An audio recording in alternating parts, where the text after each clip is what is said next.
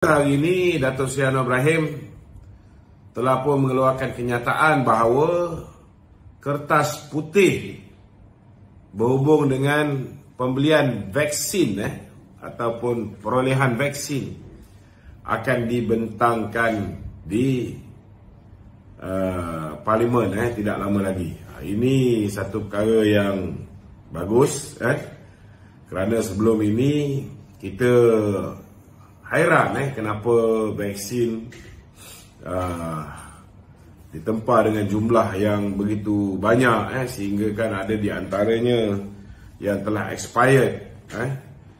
Saya tak boleh cerita banyak pasal vaksin ni sebab saya masih ada lagi gag order, tak dibenarkan untuk cakap banyak tentang vaksin.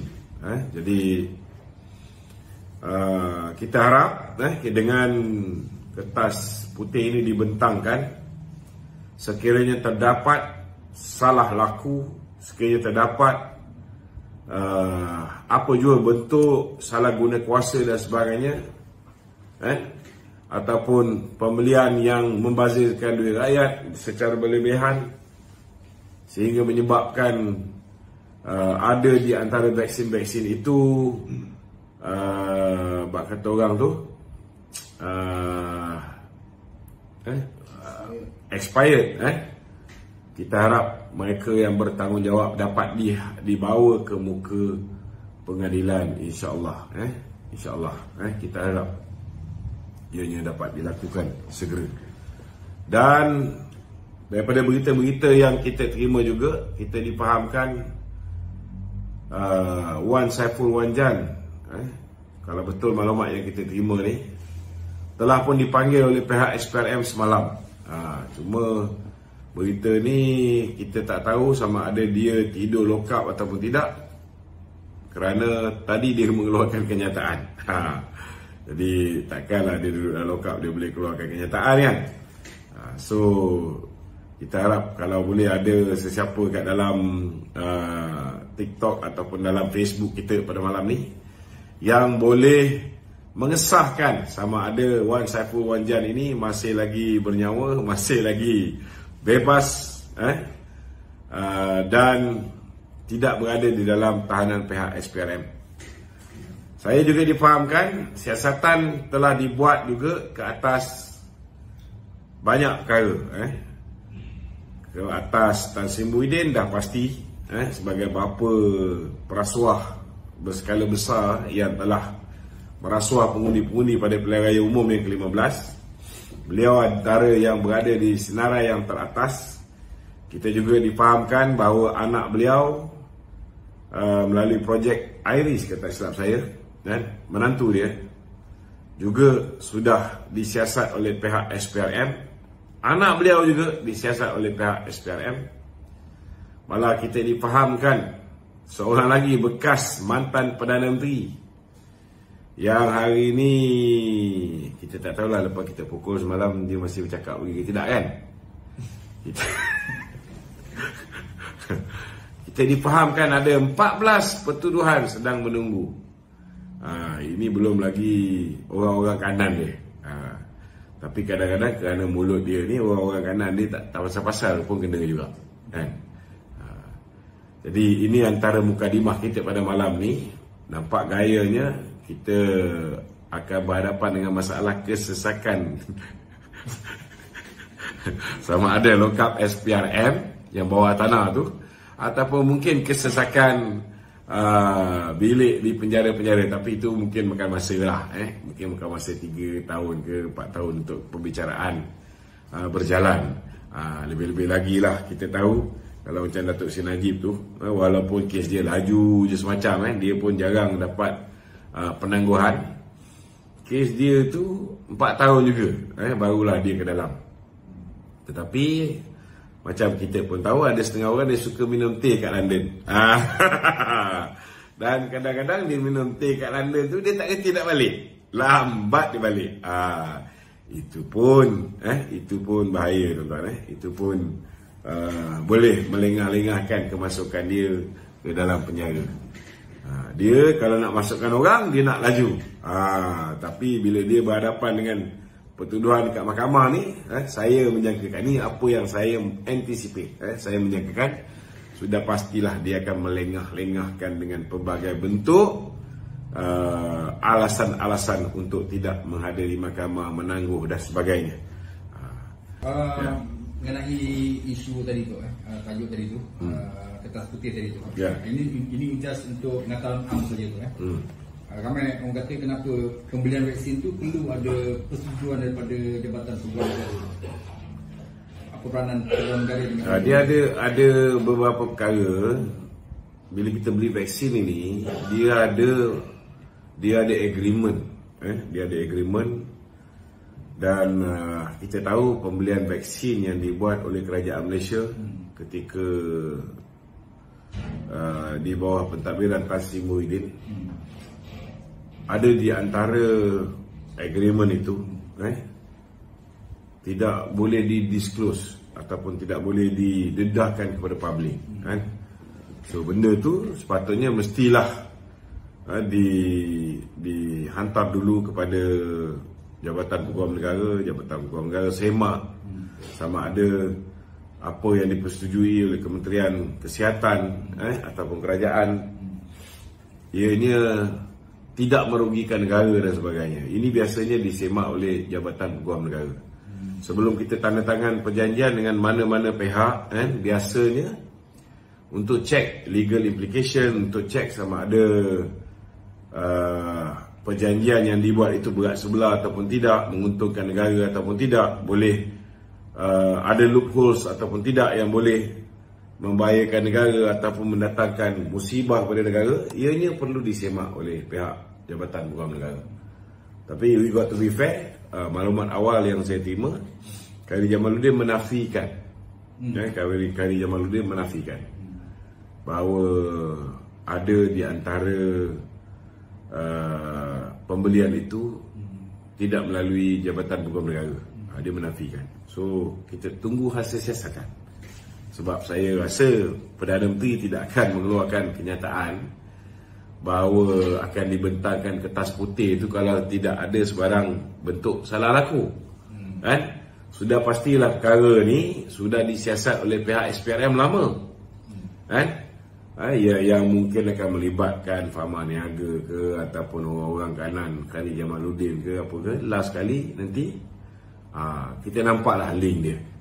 Tapi sebelum ada sebarang pendakwaan, kita kena berlaku adil, kita bagi peluang untuk pihak SPRM siasat, dan bila mereka sudah dihadapkan ke muka pengadilan, baru kita tahu apa sebenarnya yang menyebabkan kertas putih itu terpaksa dibentang dan akhirnya ianya disusuli dengan tindakan undang-undang ke atas individu-individu yang berkepentingan.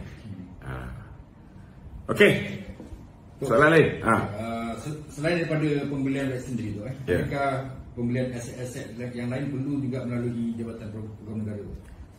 Apa jua bentuk perjanjian yang dibuat. Maknanya kalau pembelian itu kontrak dan sebagainya, memang dia akan rujuk Jabatan Peguam Negara. Okey? Okey, sikit lagi Pak. Menteri dulu tu ada dua menteri, satu menteri Adam Bagus, satu menteri KJ tu. Ya.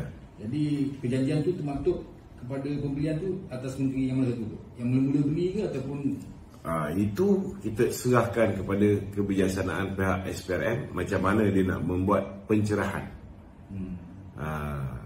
Tetapi yang saya ingat, antara gag order yang saya kena, yang menyaman saya, yang mendapatkan injunksi mahkamah supaya saya tidak membicarakan soal vaksin dan sebagainya ini, ialah YB Khairi Jamaluddin. So benda ni saya tak boleh belah panjang. Kena faham. Sekali dengan kau nanti kena menghina mahkamah. Okey. Okey, silakan. Soalan lain? Soalan lain tu, SPRM siasat kontrak lumayan menantu bekas Perdana Menteri tu. Ya. So sumber dan mengesahkan lah. Dia sedang menyiasat satu kontrak bekas menantu Jadi Datuk rasa sejauh mana boleh menyambitkan? Saya rasa memang berada di tahap yang sangat cerah masa depan untuk menjadi kluster mahkamah. Sebab ini kontrak nice. Dia berkaitan dengan immigration. Sistem bersepadu immigration yang mana dia ada kaitan juga dengan IRIS kan. Tapi penglibatan Adlan Berhad Adlan Berhad ini ianya lebih kepada sistem IT tu. Ianya lebih kepada sistem IT tu. Bukan keseluruhan. Maknanya mungkin kontrak tu dilobi oleh Adlan Berhad dan sebagai timbal balas syarikat induk yang dapat tu memberikan sub kepada syarikat yang mana ada hubung kait dengan Adlan Berhad. Dia tidak direct, tapi kalau SPRM dah mula bersedia untuk melakukan pendakwaan ni, maknanya sudah pastilah sudah ada money trail, sudah ada soal siasat dibuat ke atas saksi-saksi yang terlibat dan sebagainya, sudah diambil keterangan. So dia orang dah dapat lah hubung kait tu dengan jelas. Okey. Yang kemudian ini ada kenyataan ni, tiada parti boleh hidup sendiri. Semua terima duit, kata PAS. Ini daripada Naib Presiden PAS, pernyataan Naib Presiden PAS Muhammad Amani Abdullah berkata tiada parti mampu hidup sendiri, malah semua parti politik menerima sumbangan. Apa komen Datuk Osman? Dia macam gini, kalau kita menerima sumbangan daripada supporters kita, daripada syarikat-syarikat yang menyumbang kepada kita kerana mereka mahu lihat kita ni mengukuhkan kedudukan ekonomi negara, kita membela rakyat dan sebagainya, tak ada masalah. Sebab dulu bila Kerajaan Barisan Nasional nak buat NKRI rasuah supaya setiap ahli-ahli politik dan parti politik declare dia punya sumbangan yang diterima daripada siapa, pada ketika itu PAS juga membantah. Jadi memang tidak ada undang-undang yang mewajibkan sebuah parti politik untuk istihar. Tetapi sekiranya kontrak diberikan kepada sesebuah syarikat dan sebagai timbal balas, syarikat yang menerima kontrak, menerima projek daripada kerajaan, syarikat itu memberikan certain percentage. Seperti mana yang kita tahu bahawa pihak SPRM telah pun menahan orang kuat Tan Sri Muhyiddin, menahan orang kuat kepada menantu Tan Sri Muhyiddin, iaitu Adam Radlan. Dia mengesahkan dia telah menerima bagi pihak Tan Sri Muhyiddin 3 hingga 5%. Dan kalau orang tu dapat projek daripada Muhyiddin, dapat projek dari kerajaan Muhyiddin, dan dia bagi sumbangan itu sebagai timbal balas di atas projek yang dia perolehi, itu rasuah lah, babe. Itu terang-terang rasuah. Jadi kena faham lah yang mana satu rasuah, yang mana satu sedekah. Kalau orang tu tidak ada kepentingan, itu boleh dianggap sedekah.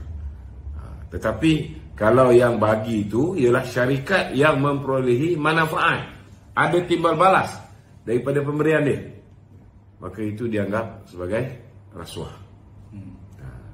Mungkin Haji Adi boleh buat kuliah bab ni sebab dia pakar Okey?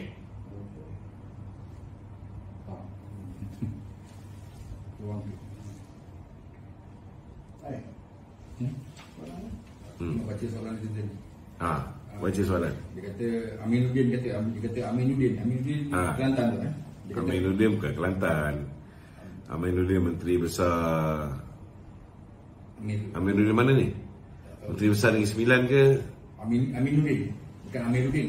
Aminuddin lah, Menteri Besar Negeri Sembilan lah. Kata peluang KJ jadi MD lebih luas di Kelantan. Betul lah tu. Dia menganjing je kan? Tapi kalau tanya dengan aku rasa PAS boleh bawa perubahan yang besar kalau KJ diangkat menjadi Presiden PAS yang baru. Kan? Itu ayat yang lebih lebih klise lah kan? Sama jugalah kenyataan itu. Sebenarnya dia perli KJ, tak berani nak bertanding dekat Negeri Sembilan kan? Lebih baiklah KJ bertanding dekat Kelantan, boleh jadi Menteri Besar. Dah alang-alang nak masuk Perikatan Nasional. Okey? Apa ni? Janganlah cakap tak ada soalan, baru 18 minit kau dah habis soalan ni. Apa benda ni? Saya dah buka. Tak, yang isu semasa. Okey, yang TikTok ni kalau nak request untuk join channel, saya tak pernah invite orang untuk join channel ni. Siapa yang berminat untuk tanya soalan secara live di TikTok, bolehlah.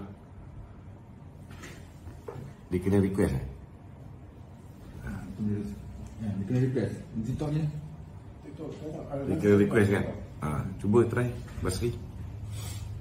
Okey, silakan. Okey, Tok. Sekarang ni ramai orang datang untuk komen, minta kita tolong cakap dengan kerajaan tu pasal isu KWSP ni tu. Menjelang nak puasa ni, nak berniaga. Memang hari ini kesan daripada kesengsaraan ketika zaman pemerintahan Muhyiddin Yassin tu. Bila orang sekejap boleh berniaga, boleh keluar cari kerja, sekejap tutup, sekejap buka, sektor ekonomi kita ni, ianya memberi kesan yang sangat mendalam. Hutang-hutang bertunggak. Dan bila mereka dapat KWSP yang pertama, Aisina, habis duit tu, dibelanjakan, dimodalkan, untuk cover ketika tidak dibenarkan untuk cari rezeki secara sempurna macam biasa. Kemudian ditutup pula balik, kemudian zaman Ismail Sabri dibuka balik. Alhamdulillah dapat pula kita Aisina, Aicitra,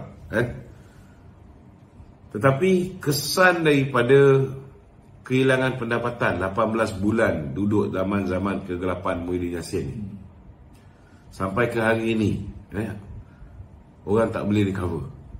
Sebab yalah, kadang-kadang yang gaji cukup-cukup makan ni macam mana nak recover?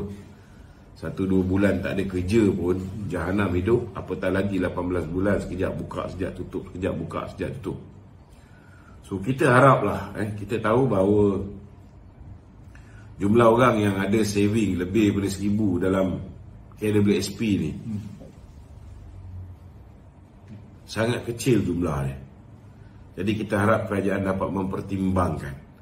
Sekarang ni bulan 3 ni dah mula start sekolah, orang mula memerlukan modal besar, dan kemudian datang pula hari raya, kita harap kerajaan dapat mempertimbangkan KWSP bersasar kepada orang yang masih lagi ada simpanan dalam akaun kedua. Kalau misalnya jumlah dalam akaun kedua tu terlalu parah keadaan dia, kita harap dapat dipertimbangkan untuk 10% ke daripada akaun pertama ni. Sebab kemungkinan besar untuk mereka ni tak boleh hidup sampai ke hari tua pun ada. kalau dengan masalah yang terlalu banyak stres dan sebagainya, faktor kesihatan pun boleh merosot. Namun kita kena faham bahawa sebagai kerajaan, bukan semua permintaan tu mudah untuk ditunaikan. Sebab bila kita masuk carum dengan KWSP, duit kita tu bukan simpan buta, duit kita tu dilaburkan. Dan yang menyebabkan kita boleh ada pelaburan, yang menyebabkan kita boleh ada dividen yang tinggi, antaranya ialah pelaburan kita di luar negara, bukan hanya di dalam negara. Dan sekiranya kita mengambil pendekatan untuk cari jalan keluar menyelesaikan masalah rakyat ni hanya bertumpu kepada duit KWSP rakyat, betul lah ini duit rakyat, tetapi kena ingat, kalau misalnya kita melabur dalam bursa saham lah contohnya, kalau nilai saham tu RM1 ketika kita membuat pelaburan, tapi kalau kita expect ramai orang keluar secara serentak dalam keadaan mungkin nilai saham RM1 tu dah jadi 40 sen, itu bukan hanya akan menjejaskan peratusan dividen yang akan diterima setiap tahun, tetapi pokok pun akan ganap. Jadi kita harap pihak kerajaan, sekiranya kita tak boleh nak bagi keluarkan duit KWSP ni, kerana kita faham mungkin kali pertama okey, kali kedua pun dah tenat juga, banyak benda yang rugi, terpaksa juga kita lepaskan aset-aset tertentu, pegangan saham dalam syarikat-syarikat tertentu. Untuk kali ketiga ni sudah pasti sangat membebankan kepada KWSP. But please explain. Kalau you tak explain, orang takkan faham apa masalah you. Kalau pencarum-pencarum, dia tahu duit disimpan katalah RM50,000. Kalau misalnya kita ambil keputusan untuk keluarkan juga duit ni, mungkin duit dia yang RM50,000 tu nilai tinggal RM30,000. Mungkin mereka pun akan memikirkan untuk tidak mengeluarkan duit dia. But you got to explain to the public, supaya rakyat faham. Dan dalam masa yang sama, kerajaan kena fikirkan macam mana cara kita boleh bantu rakyat ini dengan selain daripada kerajaan sendiri meningkatkan pendapatan negara dengan mempelbagaikan kita punya sumber pendapatan negara, kerajaan juga harus mencari idea-idea baru untuk beri galakan kepada rakyat kita supaya buat extra income ataupun boleh mencari hasil pendapatan tambahan melalui perkara-perkara yang logik, yang mudah, yang tidak memerlukan kemahiran perniagaan yang tinggi, yang mudah diadaptasi oleh rakyat biasa. Cari jalan, cari solusi macam mana rakyat boleh ada side income untuk mengatasi masalah mereka ini. So Kementerian Pembangunan Usahawan, Kementerian Pertanian, Kementerian apa juga, Kementerian Luar Bandar juga pun boleh memainkan peranan untuk cari jalan.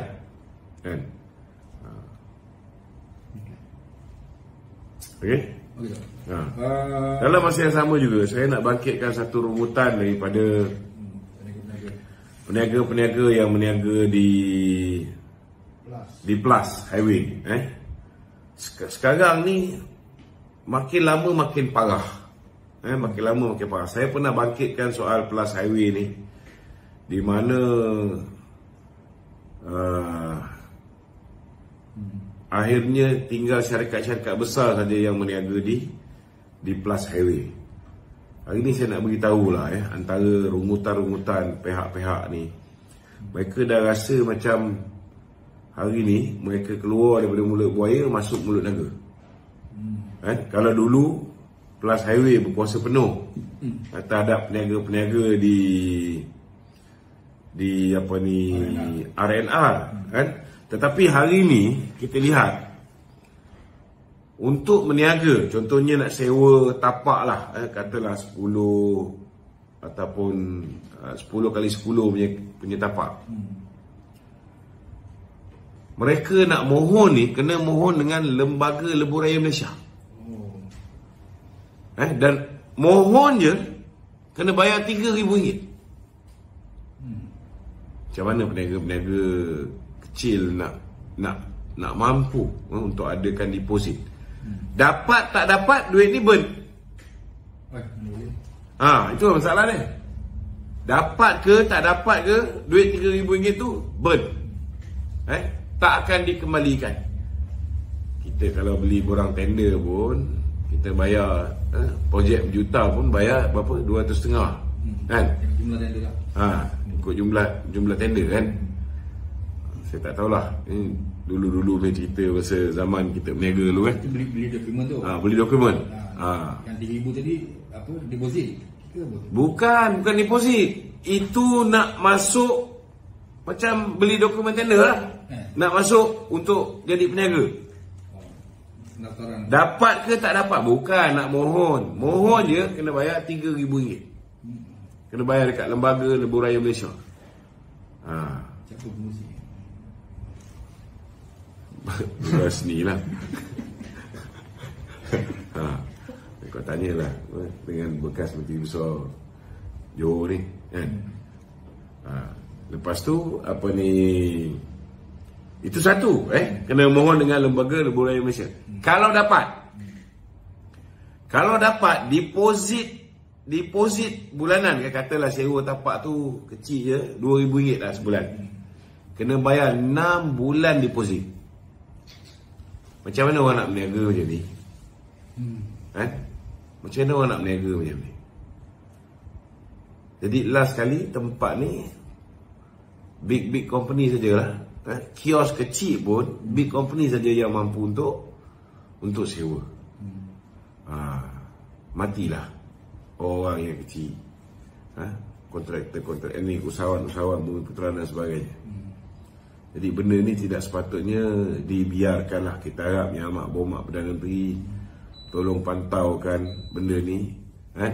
Kita harap Menteri Kerja Raya juga tolong tengokkan nasib usahawan kita ni.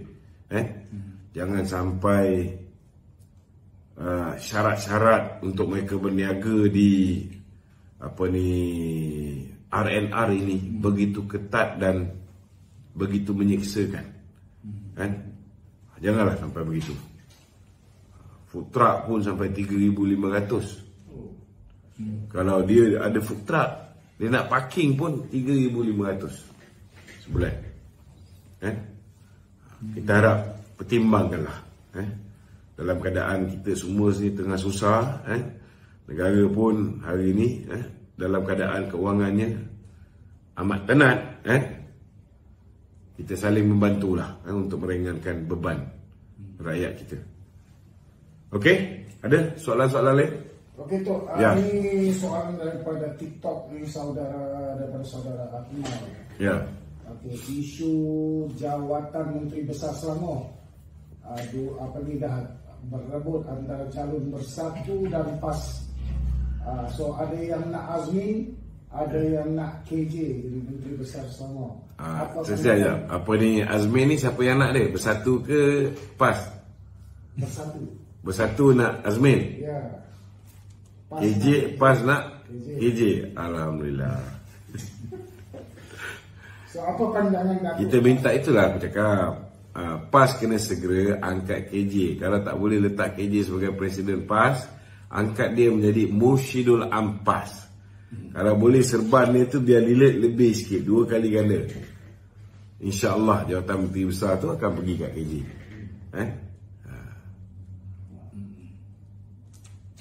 Dunia ni semua dunia ni. Ini aku masih teringat lah dulu zaman Azmin Ali dengan Hasan Ali. Dia orang bergaduh. Siapa nak jadi poster boy untuk negeri Selangor? Aku ingat lagi. Aku ada dalam mesyuarat pembagian kursi tu. Bagilah menang dulu, kan? Masa tu memang tak ada cara nak menang pun, kan? Bergaduh pasal siapa nak jadi poster boy. So ini tanda-tanda positif lah. Kalau musuh kita ni dah mula huru hara, Caca Marba, tak lama lah dia orang dibungkus. Okey, ada lagi soalan? Okey, Beja akui Bersatu memang ada dapat sumbangan besar. Tak tahu lah soalan ini dah diajukan belum. So Beja berkata, duit parti kami simpan dalam akaun. Okay. Ada keluar masuk kami tulis elok-elok. Tak simpan beratus-ratus juta uang tunai. Jam mewah dalam rumah. Itu kata Beja tu. Mungkin dia singgir seseorang. Di sini seseorang kan. Kita nak beritahu dengan Beja, rakyat Malaysia ni bukan bodoh. Yang kau masukkan dalam akaun Bersatu tu tak macam dia macam celah gigi je. Yang Anwar Musa dedahkan, dia collect berpuluh juta dekat dalam bilik, dia ambil daripada Muhyiddin. Itu dekat dalam bank ke dekat dalam bilik? Kan?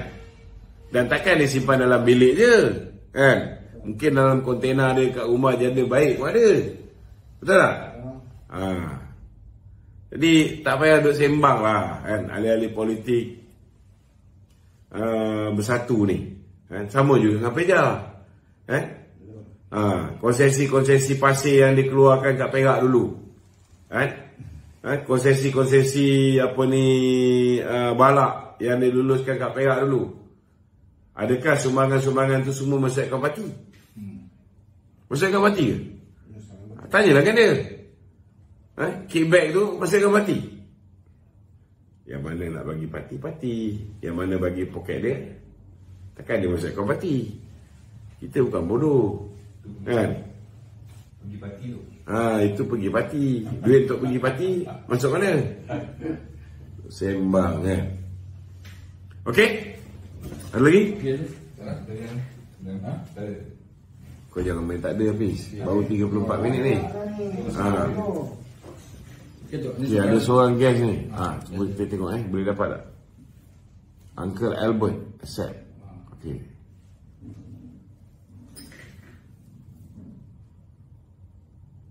Tak keluar pun. Yes, Uncle Albert. Dia boleh dengar. Hello, Uncle Albert. Boleh cakap kan? Boleh, cakap. Apa nak tanya? Saya dari Kuching, Sarawak. Okey, Kuching, Sarawak. Buat Datuk Lokman Adam. Terima kasih. Okey, saya nak tanya, walaupun PAS ini mereka memang menggunakan agama dan bangsa untuk menang lah. Jadi bagi saya, pendapat saya, UMNO is a central punya parti. Maksudnya dia semualah, dia tak kira whether you are kita berbilang kaum Chinese kah, Indian kah, dia memang support lah. So yang saya nak tanya ialah, how do we counter this PAS dengan Bersatu yang memainkan isu agama? What can we do? Apa yang kita boleh buat untuk menentang cara mereka berpolitik lah? Itu yang saya ingin tanya. Okey. Dia sebenarnya, kalau kita, pertama saya ucap tahniah lah kerana orang Sarawak pun tahu istilah walaun. Orang Sarawak pun tahu walaun PAS. Itu satu perkara yang bagus lah. Senang sikit kerja kita. Keduanya, dia berdasarkan kepada isu lah. Isu. Kalau kita tengok antara isu yang dimainkan oleh PAS, antaranya yang dimainkan oleh Ketua Pemuda SIK, Ketua Pemuda PAS SIK, dia kata undi PH, undi BN masuk neraka. So untuk kita handle isu ni, kita kena handle berdasarkan kepada hujah-hujah agama sebab dia cuba nak tarik sokongan daripada kumpulan yang beragama Islam supaya bersetuju dengan pandangan dia kan. Jadi kita kena explain kepada rakyat bahawa PAS itu parti politik. Masuk PAS ialah masuk sebuah parti politik, bukan masuk PAS tu masuk Islam. So benda ni kena diperjelaskan kerana rata-rata anak-anak muda contohnya yang didikan agama pun tak berapa kuat, yang didikan dan kefahaman tentang Islam pun cetek. Mereka ni kadang-kadang geng-geng yang rambut merah ni dia lebih mudah terpengaruh dengan hujah-hujah yang dibuat oleh PAS tentang perkara macam ni. Jadi ini boleh menyebabkan pemahaman mereka bahawa PAS itu adalah parti politik bukan agama akan sedikit terpesong. Begitu juga dengan dakwah-dakwah yang dibuat oleh ulama-ulama PAS. Kalau kita lihat, mereka selalu akan bawa nas-nas ataupun dia bawa dalil-dalil. Kita kena berada dalam jemaah. Sebenarnya maksud jemaah tu berada dalam jemaah ialah jemaah Islam. Bukan maknanya berada dalam jemaah Parti Islam PAS Malaysia.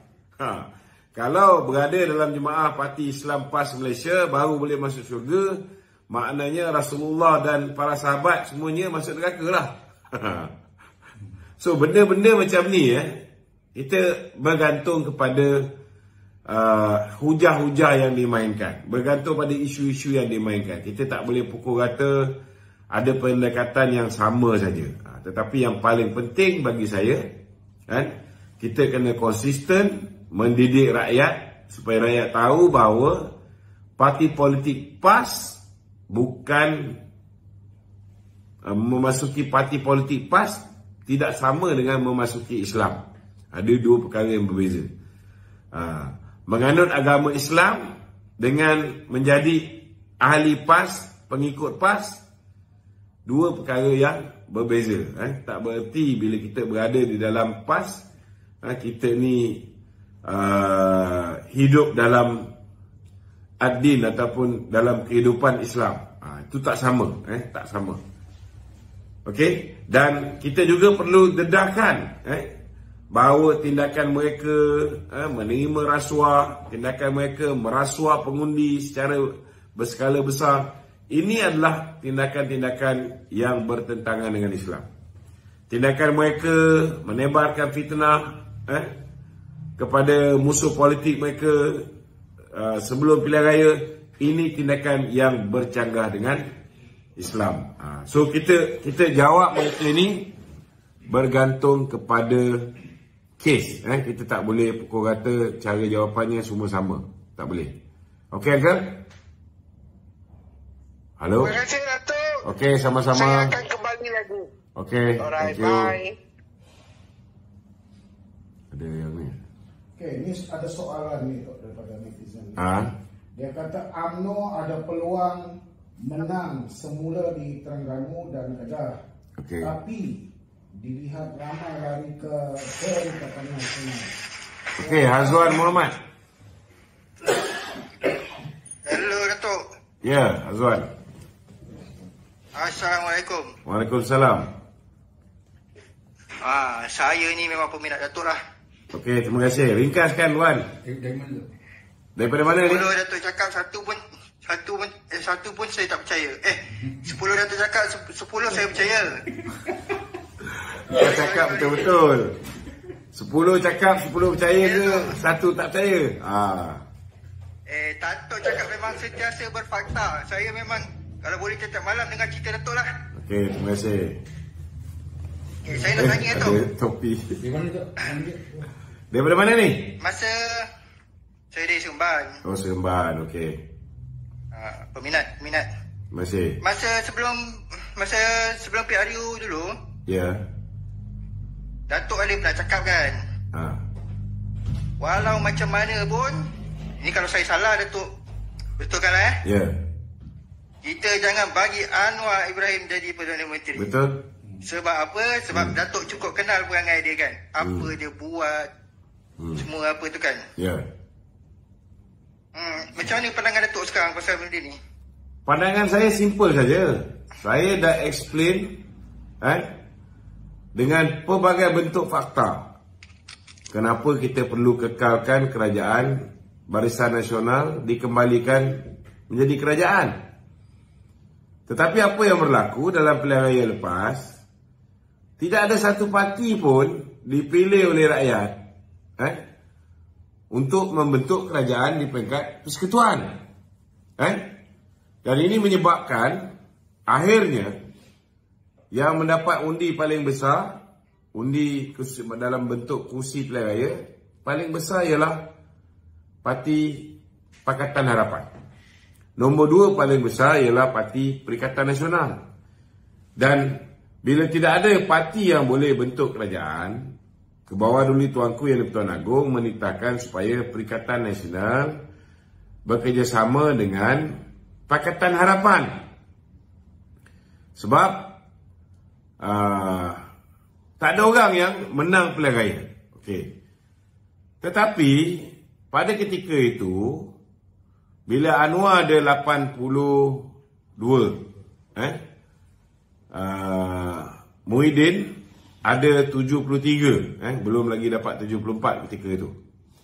Sudah pastilah kalau mereka bergabung, Datuk Seri Anwar Ibrahim akan jadi Perdana Menteri. Jadi Muhyiddin tak nak benda ni. Muhyiddin tak nak. Maka dia tolak titah tuanku. Dia kata dia sign dan dia tolak, tak nak kerjasama dengan Pakatan Harapan. Maka tuanku telah menitahkan supaya Barisan Nasional membentuk kerajaan perpaduan bersama dengan Pakatan Harapan. Dan BN bersetuju. So memang betul lah kalau kita nak cerita apa yang saya cakap tentang PKR, macam-macam saya cakap. Apa yang PKR cakap tentang UMNO pun macam-macam mereka cakap. Kalau kita nak minta PKR tarik balik, benda ni tak pergi mana. Kalau kita nak minta dia orang pun minta saya tarik balik, benda ni tak akan pergi mana. So to move forward, kita kena cari titik persamaan macam mana kerajaan perpaduan ini boleh kekal untuk tempoh 5 tahun, dan kalau boleh lebih lama lagi, alhamdulillah, lebih baik. Cuma kena faham kenapa UMNO mengambil keputusan untuk bersama dengan Pakatan Harapan daripada bersama dengan Bersatu dan PAS. Kalau kita belum pernah ada pengalaman buruk bersama dengan Bersatu dan PAS, mungkin UMNO boleh mempertimbangkan untuk bersama dengan Bersatu dan PAS. Tetapi kita pernah maafkan Muhyiddin walaupun Muhyiddin khianat parti kita. Kita pernah bagi peluang walaupun dia ada 32 kursi, BN ada 42 kursi. 32 kursi yang dia ada pun yang betul-betul dia menang atas tiket yang dipinjam lambang PKR pun ada 5 je. 16 dia curi daripada UMNO, 9 dia curi daripada PKR. Tuan-tuan. Jadi kita dah maafkan dia. Dia tikam belakang kita, dia mainkan kita, dia tipu kita, dia tidak adil, dia nak penjarakan pemimpin kita, dan dia tahan duit kita. Jadi dah tiba satu masa kita dah tak boleh tahan dengan Muhyiddin ni, kita tarik sokongan terhadap Muhyiddin. Itu yang menyebabkan Ismail Sabri boleh jadi Perdana Menteri. Jadi pengalaman bersama dengan PN dah ada. Dan ini pengalaman yang sangat ngeri bagi kita. Yang kita belum ada ialah pengalaman bersama dengan Datuk Seri Anwar Ibrahim. Anwar tak pernah buat apa-apa menganiaya ataupun melakukan pendakwan terpilih kepada pemimpin UMNO seperti mana yang dibuat oleh Mahathir dan Muhyiddin. Ini kena faham ni, Azwan. Ada lagi ke? Okey, Dok. Saya faham. Okey. Benda tu Datuk selalu ulang-ulang hari ni, saya dah faham. Kalau dah selalu ulang-ulang, kenapa tak faham lagi? Tak, sebenarnya saya ni penyokong PKR. Saya cuma kadang-kadang dekat dalam TikTok ni, budak-budak sana, dia orang pembangkang dia upload balik bila video Datuk berceramah yang dekat mana, kempen dekat mana. Betul. Anwar ni, kaki ni lah, tulah ni lah. Kalau boleh jangan bagilah apa semua dia cakap kan. Dia macam gini, Azwan. Kita ni Wan, kita ni berada dalam zaman sains dan teknologi. Itu sebab setiap apa yang kita cakap ni, saya boleh delete, Wan. Tetapi apa yang setiap kali saya bercakap ni, ianya dirakam oleh saya. Tetapi ada orang download, dia buat rakaman dekat, dia upload di dia punya Facebook dia punya TikTok dia punya YouTube dia. Boleh tak saya kawal? Tak boleh, Wan. Benda dah lepas. Lagipun benda dah lepas kan? Benda dah lepas. Cuma saya nak tanya yang Datuk cakap tu fakta betul ke tipu tu masa ceramah tu? Wan, kalau kau tanya aku soalan yang macam tu, kan? Aku nak beritahu kau satu sajalah. Aku elak daripada menipu, Wan. Aku akan elak daripada menipu. Jadi kalau aku nak elak daripada aku menipu kau malam ni, aku mengambil pendirian untuk tidak menjawab. Sebab aku akan tanya kau balik, Wan, yang kau kata hoi itu, betul ke tak betul, Wan? So kalau kita ni, kita dah bersama, dah duduk dalam satu kerajaan, kita nak cari titik perbezaan, bukan titik persamaan. Apa akan jadi dengan kerajaan perpaduan ni? Last kali dia akan jadi macam kerajaan antara Mahathir dan Anwar. Betul tak? Dia bertahan lebih kurang berapa bulan? 22 bulan saja. So to move forward, apa yang orang UMNO cakap pasal PKR sebelum pilihan raya ni, lupakan. Apa yang orang PKR cakap pasal UMNO sebelum pilihan raya, lupakan. Sekarang kita fikir apa yang kita boleh buat kerjasama dalam mengisi kerajaan perpaduan ni. Apa benda yang kita boleh buat for the betterment of the country. Kalau kita mengungkit cerita yang lepas, Wan, tak habis, Wan. 7 hari 7 malam. Aku punya video ni, Wan, bukan beratus tau, beribu video, Wan. Tok, satu lagi Tok, harap kerjasama ni sampai ke PRU 16 lah.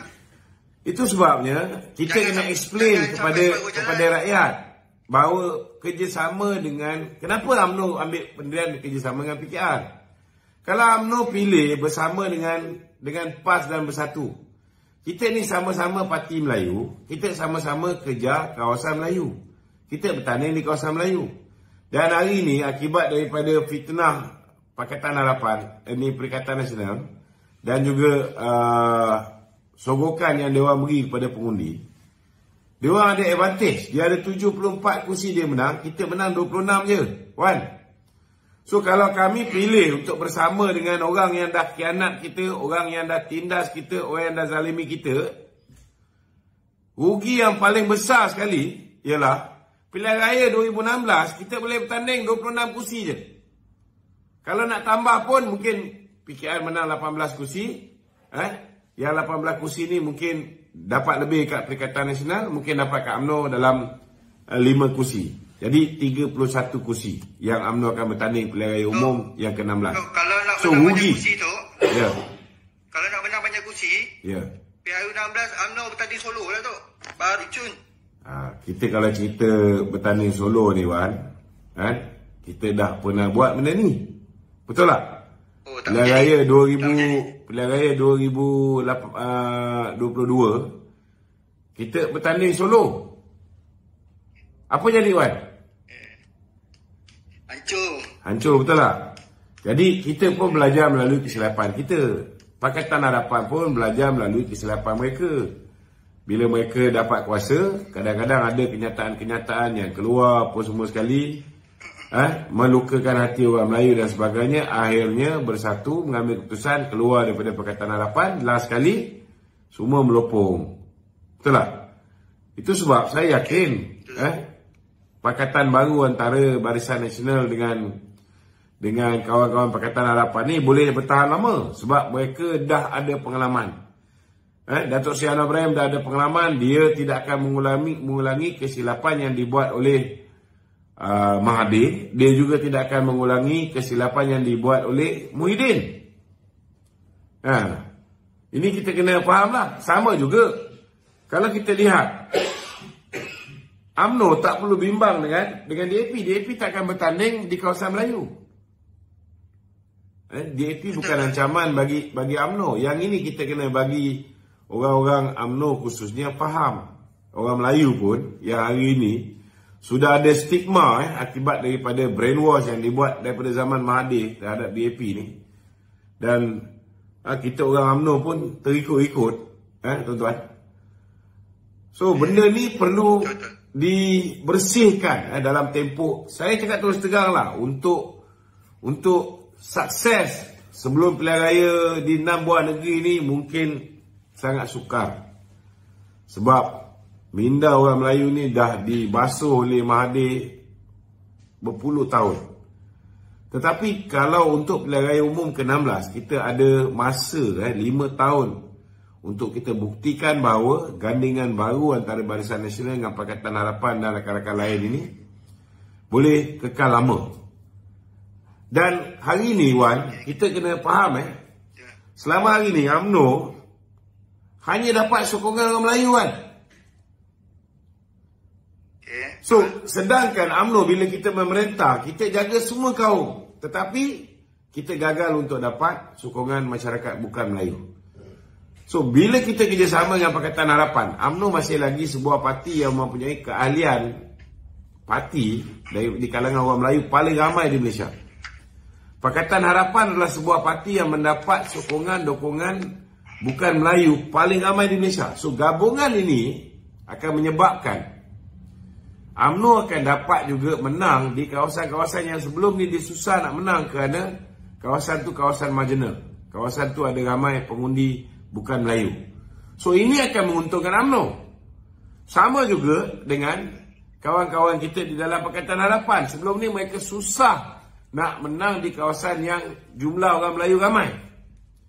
Dengan bantuan daripada UMNO, mereka akan boleh menang di kawasan-kawasan yang ramai pengundi Melayu juga. Ini perlu diperjelaskan. Okey? Okey, Tok. Terima kasih, Tok, pencerahan. Okey, sama.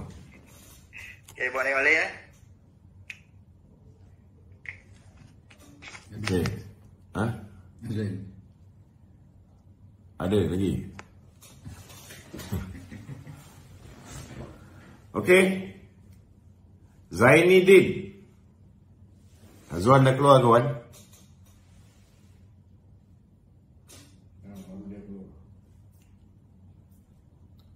Ridwan. Ada soalan lain sementara menunggu soalan daripada ni? Assalamualaikum, Datuk. Waalaikumsalam. Ridwan. Okey. Kami daripada Adan Pedu Padang Terap ni. Padang Terap. Kedah ni, kirim salam kat Datuk semua. Waalaikumsalam. Okey. Saya nak cakap satu ya. Okey. Tak mau cakap banyak-banyak tu. Okey.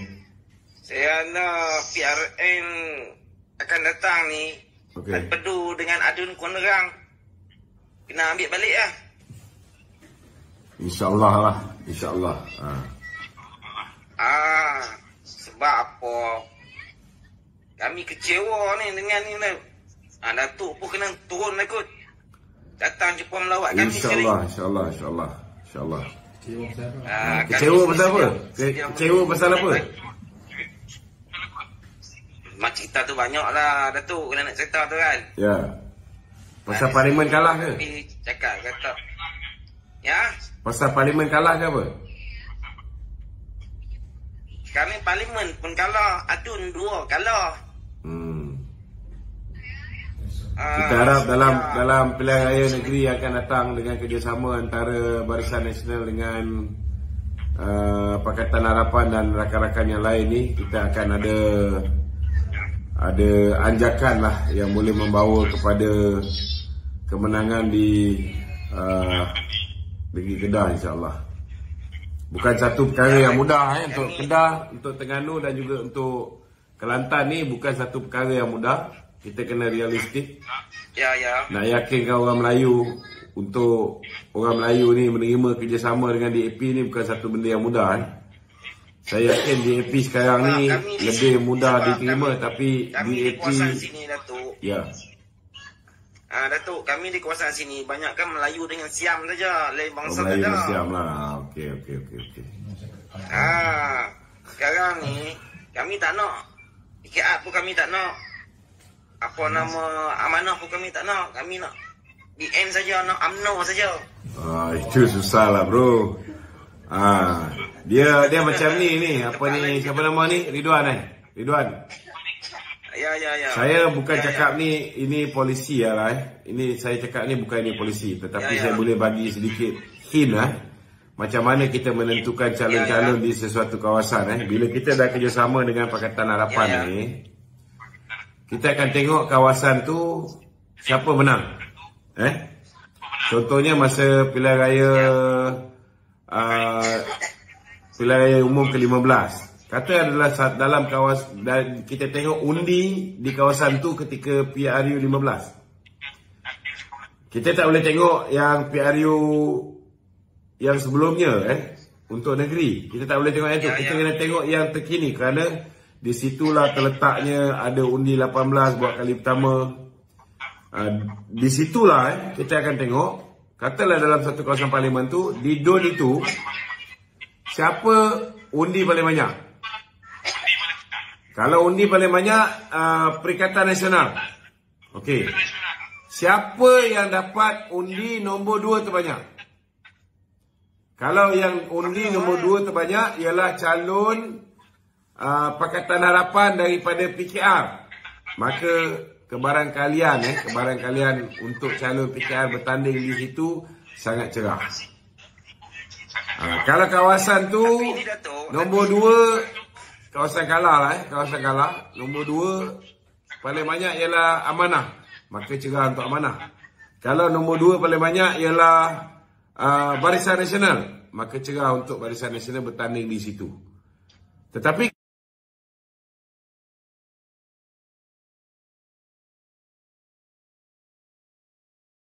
kawasan tu telah pun dimenangi oleh salah satu parti yang ada dalam komponen kerajaan perpaduan. Maka kebarangkalian besar bahawa parti itu akan bertanding semula di situ sangat cerah lah, sangat cerah. Tetapi saya nampak yang akan jadi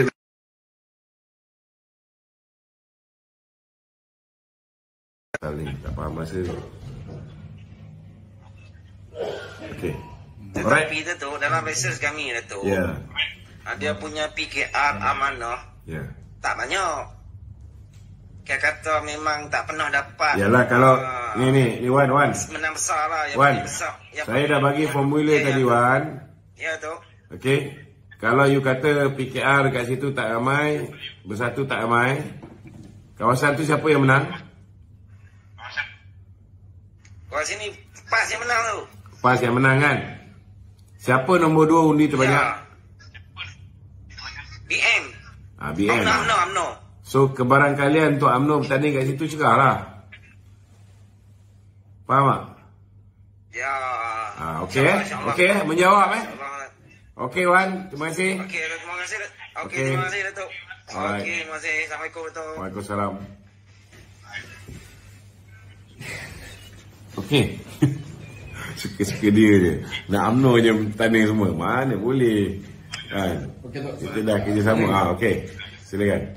Soalan netizen tu Dia kata minta pencerahan berkaitan parti muda itu Parti muda. Kedudukan dalam kerajaan. Semalam dia mengungut dia tak dipanggil dalam mesyuarat Sekretariat Kerajaan Perpaduan. Apakah kedudukan sebenar parti muda dalam kerajaan sekarang ni? So dia belajar jadi matang sikit lah. Kalau dia matang sikit, dia pun pandai untuk memikirkan. bila dia nak mengeluarkan kenyataan mengatakan dia mengalu-ngalukan siapa? Syahri Hamdan dengan siapa? Dengan KJ kan. Jadi kalau dia pun tak boleh nak memikirkan macam mana nak jaga hati komponen-komponen yang berada di dalam kerajaan perpaduan ni, jadi macam mana? Jangan mengungut lah bila tak dipanggil. Jadi dia pun dah memulakan gerakan untuk menjinak-jinakkan diri dengan musuh-musuh UMNO. So pergilah buat parti dengan dia lah. Dia pun tahu kan, kita pun tahu juga siapa yang biaya dia dan sebagainya. Okey? Nanti tu ada lagi kau.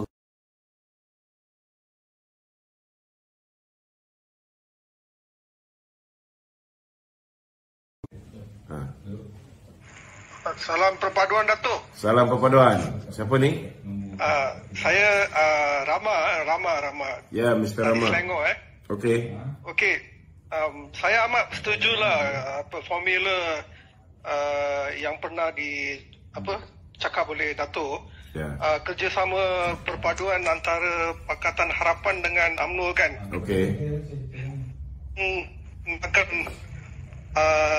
bagi satu formula yang sangat menakjubkanlah keputusan nanti sebab bagi pandangan saya kawasan Felda semua macam luar bandar masih diorang sayang kepada UMNO. Okey. Macam kami dari saya penyokong Pakatan Harapan, Datuk. Okay. So kerjasama ni akan betul-betul akan menembusi lah dari pandangan orang, terutama macam kita bukan Melayu kan. So kerjasama ni telah membuka minda macam saya bukan Melayu, saya India. So banyak bangsa lain pun sekarang sudah mula menyokong UMNO dan Barisan Nasional. Itu pandangan saya. Terima kasih. So boleh ulas tak? So macam mana dia sekarang ini ni akan menjalinkan hubungan yang lama atau untuk term ini saja ke akan you rasa ini akan bagi saya kekalan selama-lamanya? Mr. Rama, bagi saya nampak bahawa kerjasama dengan Pakatan Harapan ini untuk long term.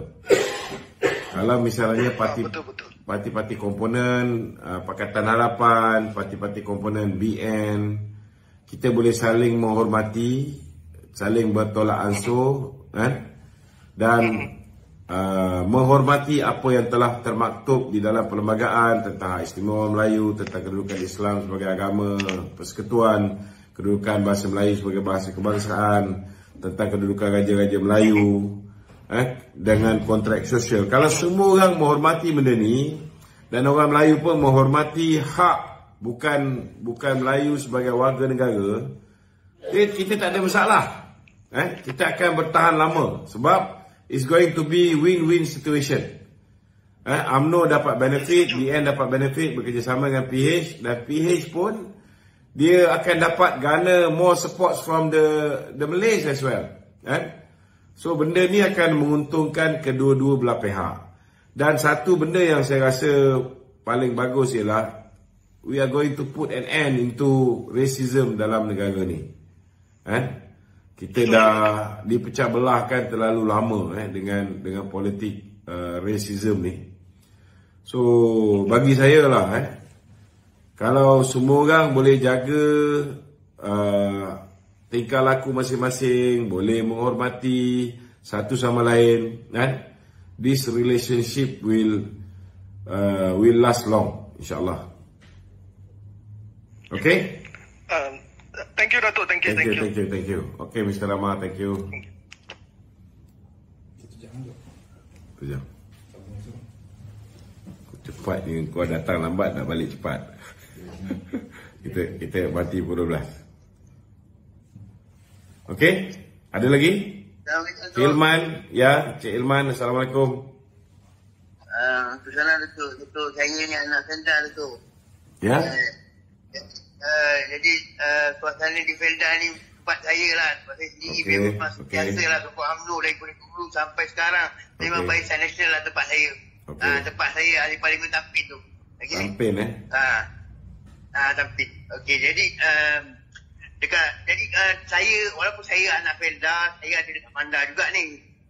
Jadi saya ada tim saya sendiri buat research pasal ni kan. Jadi saya tengok pada masa sekarang ni kan, apa yang keadaan parlimen ni, keadaan jumlah parlimen yang ada dekat Pembangkang dengan ada dekat Kerajaan Perpaduan ni kan. Bagi saya inilah paling maksimum yang dicapai oleh Pembangkang. Jumlah parlimen yang mampu dicapai oleh Pembangkang lah. Ya, yang kalau boleh pun sebab itu pun dia dah pakai duit apa semua, dia dah menang lebih sikit kan. Dan dia akan terkejut nanti dalam pilihan raya negeri dia akan kalah. Dia akan kalah banyak tempat dalam pilihan raya negeri sebab apa yang metode yang Datuk beritahu tu iaitu kawasan Melayu tu UMNO dan kawasan yang bukan Melayu tu Pakatan Harapan kan. Jadi win-win situation dekat sana dan banyak tempat lagi UMNO boleh masuk lah lagi kan. Kalau duduk dengan pelaksana mungkin susah. Untuk ni sebab dia orang dah beli UMNO, jadi masalahnya mungkin tak ada chance kan. Jadi yang ni saya rasa memang dia orang akan terkejut. Tapi pada masa sekarang ni dia orang macam yakin je dia orang boleh ni. Cuma dia lupa banyak perkara. Tapi dia akan terkejut. Dia macam tidak seperti mana dia punya calculation. Calculation yang dah tu saya rasa akan tepat. Dia akan berlaku dengan baik. InsyaAllah kita doakan. Terima kasih di atas keyakinan anda. Dia bagi pandangan. Okey, siapa lagi? Ada lagi yang nak masuk? Iqbal IB.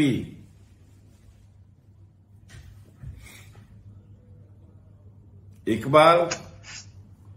Assalamualaikum Datuk. Waalaikumsalam. Saya dari Sungai Petani, Kedah. Sungai Petani, okey. Ya, tapi saya penyokong Pakatan Harapan. Okey. Saya banyak mengikuti pasal ni lah, ceramah-ceramah Datuk lah.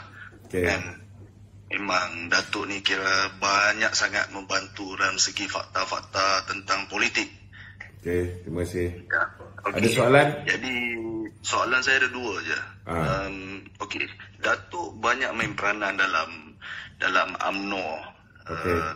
Before pilihan raya lagi apa semua kan.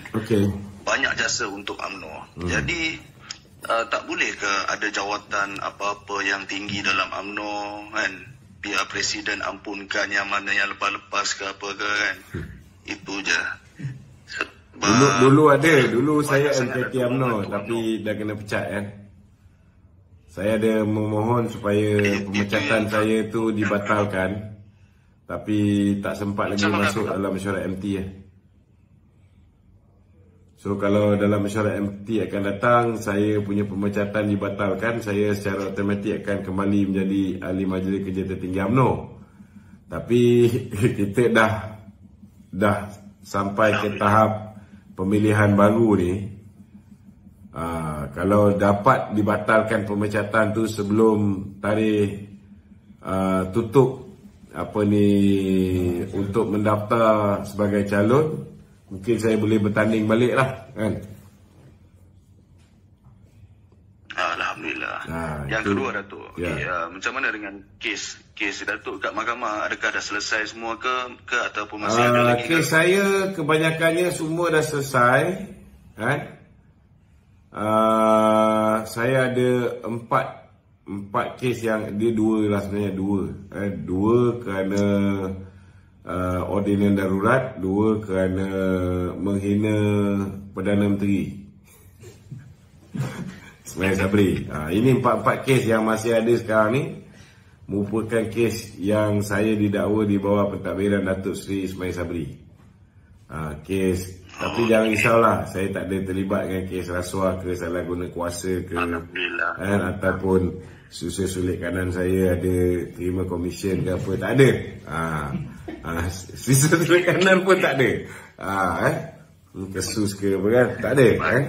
Jadi saya punya kes hari ni kerana saya merayu supaya SCP Syariman diberikan, keluarganya diberikan pampasan. Merayu pun saya kena dakwa. Tapi tak apalah, kita reda je lah kan?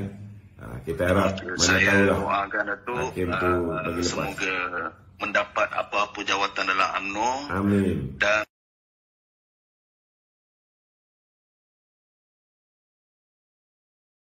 itu sajalah. Okey. Okey, terima kasih. Assalamualaikum. Okay, baik. Waalaikumsalam. Hype. Okey, Cik Hype, ada nak tanya apa-apa?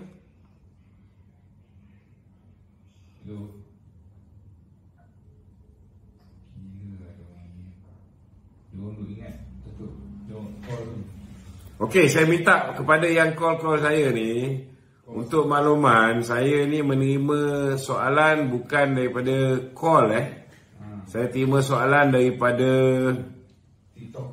TikTok. Okey, daripada live TikTok. Apa nama TikTok tu? TikTok saya Dato' Efrosofi Lokman Adam.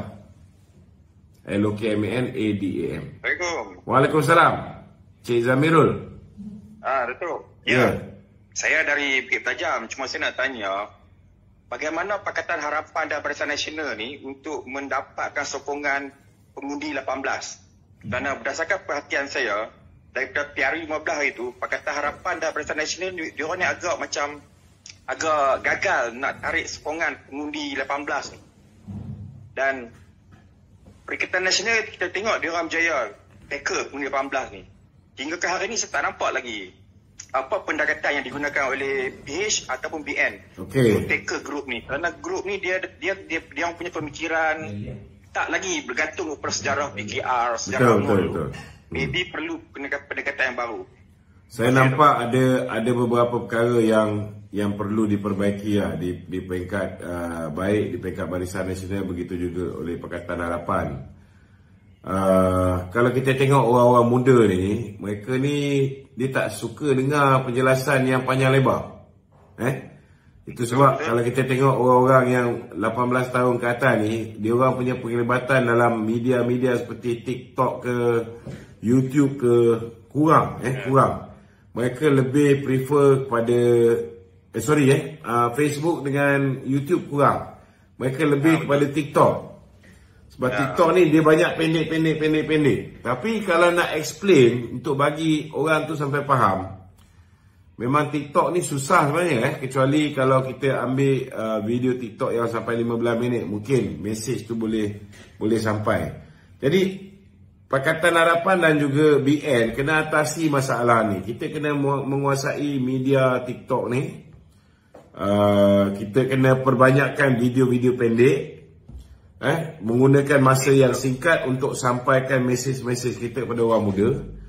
Dan kita perlu perbanyakkan kita punya influencer kita sendiri. Kalau macam Perikatan Nasional ni, dia merompak banyak. Bila dia merompak banyak, dia boleh bayar influencer tu pun banyak juga. Tapi kalau kita tak mampu untuk banyak untuk bayar influencer, kita pun tahulah kerajaan kita pun mewarisi sebuah kerajaan yang mempunyai hutang sampai lebih 1.5 trilion. Betul. Lebih 2 kali ganda daripada zaman BN memerintah 62 tahun. Jadi kita ada kekangan keuangan. Namun apa yang kita boleh buat kalau kita tak mampu nak hire influencer, mungkin untuk pilihan raya negeri ni kita boleh buat sikit lah, tak boleh nak menguasai sebetulnya. Tapi untuk pilihan raya akan datang, kita ada 5 tahun. So 5 tahun ini kita kena train kita punya jentera-jentera penerangan kita kena train anak-anak muda, pemuda PKR, angkatan muda AMK ataupun pemuda UMNO. Kita kena train puteri UMNO, kita kena train Seri Kandi PKR dan sebagainya. Untuk macam mana mereka ni sendiri boleh jadi TikTokers, mereka boleh jadi influencer. Dan isu yang nak kita bawa tu pun penting tu. Itu sebab dia kena ada pasukan yang menjadi content provider, kena ada pasukan yang